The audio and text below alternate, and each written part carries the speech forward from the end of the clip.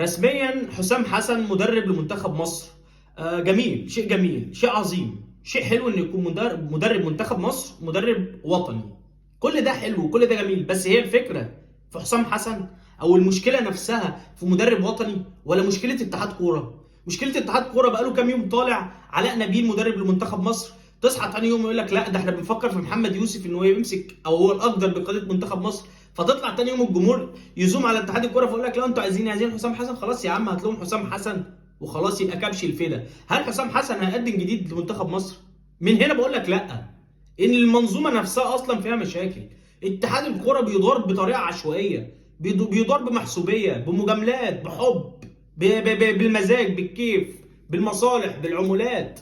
طول ما هي ماشيه كده يا عم انا مش هقول لك اعمل حاجه لبلدك، بلاش يعني بلاش. انت مش خايف على منتخب مصر او مش خايف على شكل الكره المصريه، بلاش. بس اعمل حاجه يوم ما تقابل بقى ربنا هتحاسب عليها. انت راجل دلوقتي مسؤول، عارف يعني ايه مسؤول؟ يعني حازم امام ده مسؤول، تخيل حازم امام مسؤول، معرفش مسؤول ازاي بس مسؤول. اعمل حاجه هتحاسب عليها قدام ربنا. يا جماعه امشوا، انتوا مش قادرين تكونوا قد المكان ده او مش قادرين تكونوا قد المسؤوليه، اتكلوا على الله. في نقطه كمان، مهيب ايه اللي متحدث رسمي لمنتخب مصر؟ انا عايز افهمها، ليه مهيب؟ يعني ليه مهيب عبد الهادي؟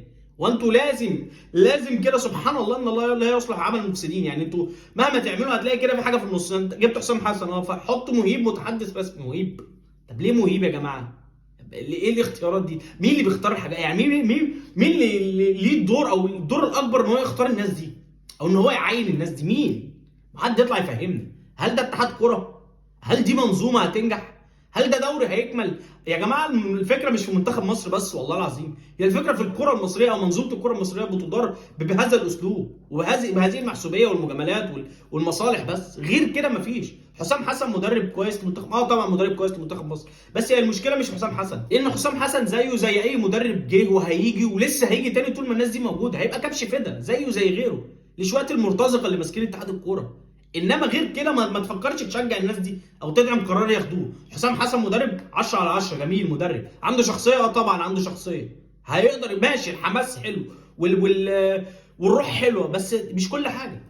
في انضباط، في التزام، في الكلام ده كله. في النهايه انا القرار اللي كنت انتظره ان انا اشوف اتحاد الكوره ده بيتشال اصلا وبنعين ناس جديده او ناس جديره ان هي تمسك اتحاد الكوره او تدير الكوره المصريه في العموم. انما حته ان انت تشيل مدرب فتحط مدرب فتجرب اسمه مدرب فما ياكلش مع الجمهور، فتجرب اسمه مدرب تاني برضه ما يشتغلش مع الجمهور، فتجيب لهم اللي هم عارف انت الشغل ده اللي هو انتوا عايزين ايه؟ عايزين ده، انا هجيب لكم ده. خلاص هو اتحاد الكوره بيدور كده دلوقتي، هي الدنيا ماشيه كده دلوقتي في اتحاد الكوره.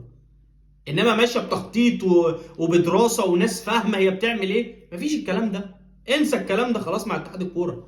طول ما شويه المرتزقه دول موجودين عليه العوض في الكوره المصريه. سلام.